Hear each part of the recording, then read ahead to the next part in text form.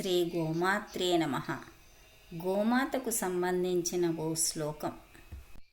గావో జ్ఞేయః సేవనీయాశ్చ పూజ్యః యజ్ఞధారా హవ్యకవ్యేషు శక్తః గీర్వాణేభ్యః శక్తిదా మానవేభ్యః సేవాతుష్టా భుక్తిముక్తి సదా ప్రదః.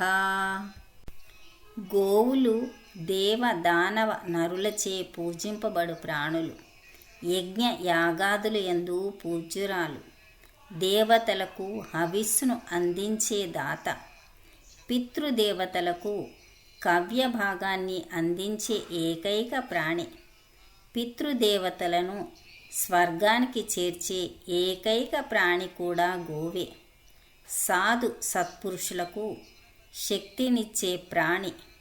మానవుల సేవకు తృప్తి చెంది భుక్తిని ముక్తిని ఇచ్చే తల్లి.